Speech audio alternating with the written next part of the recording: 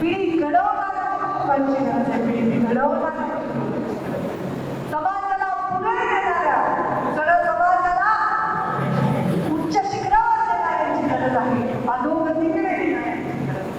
समाजाला जातीपातीच्या भिंती उभारून विचारांच्या वसा देणाऱ्या पिढीची गरज आहे. त्या पिढीचं एक रोधक म्हणून मी काम करत राहील.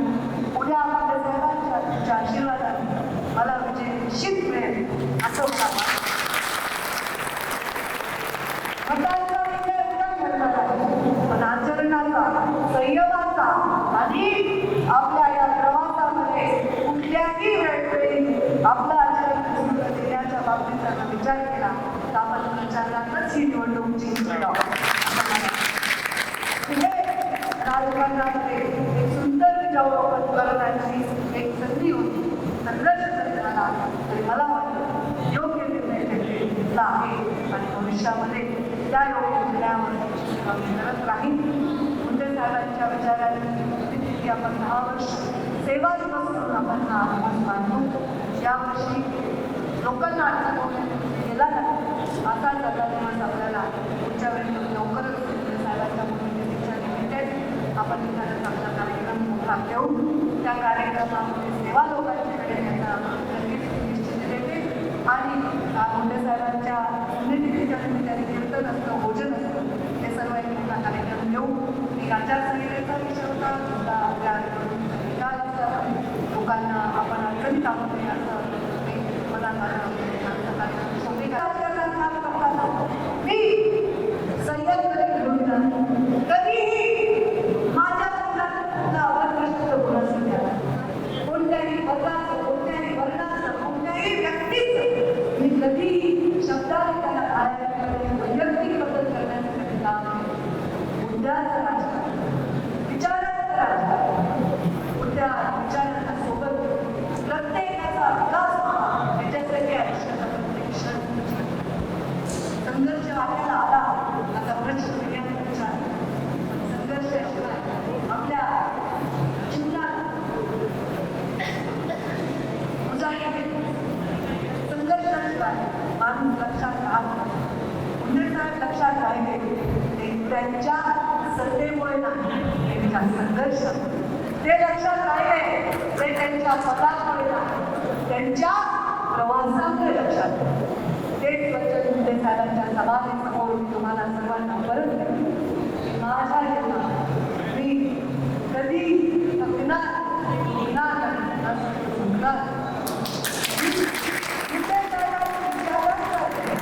वंचितांचा वाद आणि वाली करण्याचा वारसा जपला आहे. तो वारसा खाली मी पुन्हा आता मुंडे साहेबांनी दिलेला तुमच्या सगळ्यांचा केलेला बसा मी नक्की राखणार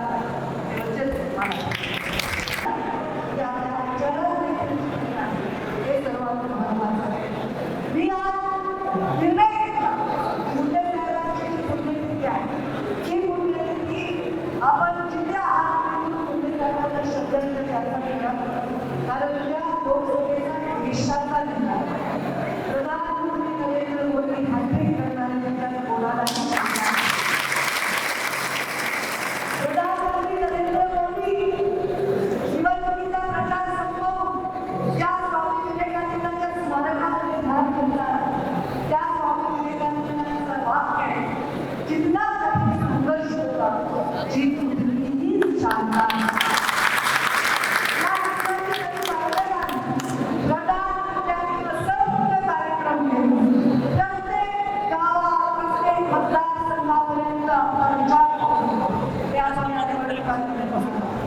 देशाचं राजकारण बदलत आणि देशाला पुढे नेण्याचं राजकारण चंद्रावर देखील भारताला वर ठेवण्याचा ज्यांच्या विचारात ते प्रधानमंत्री या देशाला त्या देशाच्या भविष्यासाठी ते आवश्यक आहे.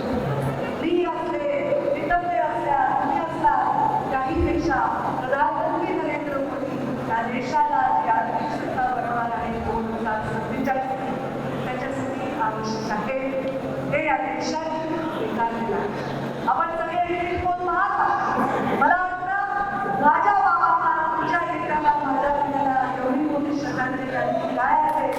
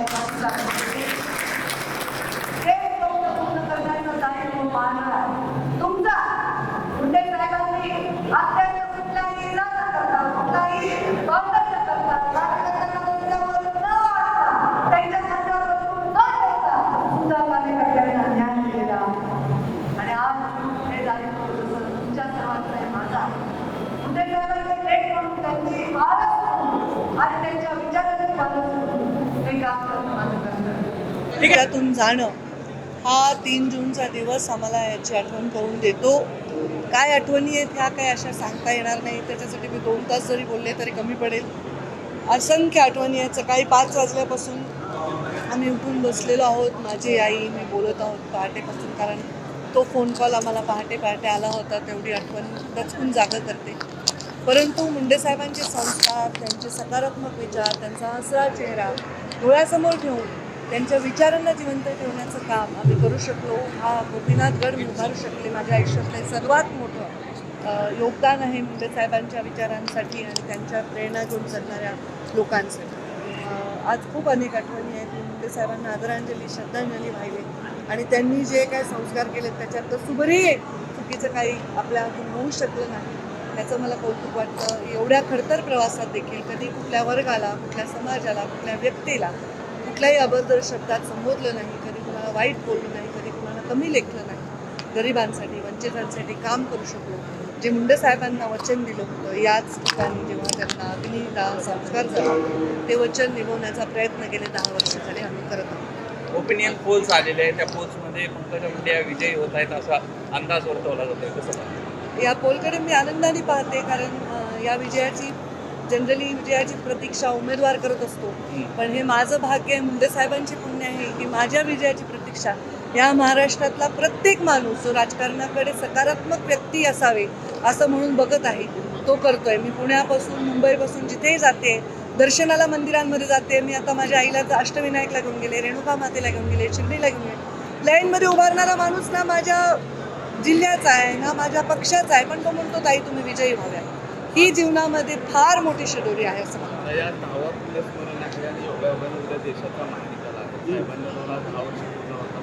कसं योग पाहता आज देशाला जेव्हा 14मध्ये प्रधानमंत्री नरेंद्र मोदी लाभले, त्या सगळ्या जी एक सगळ्यांनी श्रमाची आहुती द्यायची होती त्याच्यात मुंडे साहेबांचा नक्कीच मोठा एक रोल होता. आज ते नाहीत 10 वर्ष. आता प्रधानमंत्री नरेंद्र मोदींनी या देशाला एका उंचीवर नेऊन ठेवलं आहे आणि प्रधानमंत्री 10 वर्ष समाजासाठी, वंचितांसाठी उभे राहिले. त्या प्रधानमंत्र्यांना परत एकदा हॅट्रिक करताना पाहायचं आहे. हे संपूर्णतः त्यांचं श्रेय आहे. उद्याचा दिवस, आजचा दिवस हे त्यांच्या मागे अनेक लोक ज्या शक्ती अनेक वर्ष काम केलेले आहेत पक्ष म्हणून, त्या सगळ्या पक्षांच्या शक्तींचा दिवस. विजय निश्चित आहे ताई?